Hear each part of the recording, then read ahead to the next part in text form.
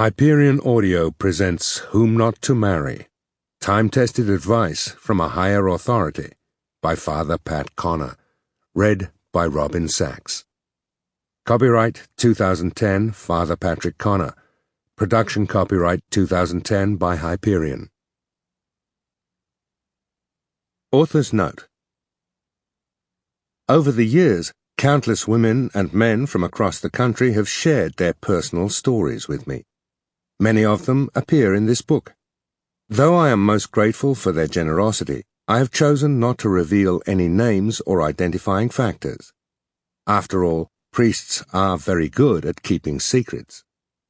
Although the advice in this book is intended for those who have not yet married but are planning to do so, I have sought the example of happily married couples, most of them anyway, to add their wisdom to mine.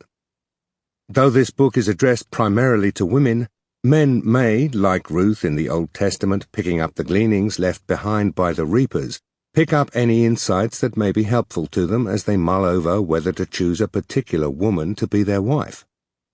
One of the reasons this book is aimed primarily at women is that my experience is that women usually take the initiative when it comes to talking about relationships, just as it is usually the wife who takes the initiative when it comes to going to a marriage counselor when a marriage begins to unravel. In a word, women are more open than men to discussing whom not to marry, and more likely to call off a relationship that bodes ill for a marriage. Ideally, I suppose, if a woman finds a relationship becoming problematic, she might persuade her significant other to discuss the contents of this book with her.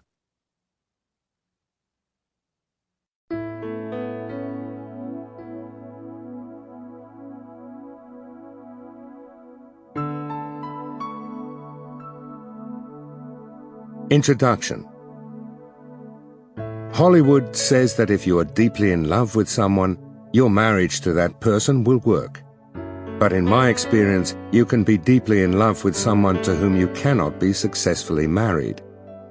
Romance is a matter of feelings or emotions, and they're not always the most reliable guides to the truth of a situation.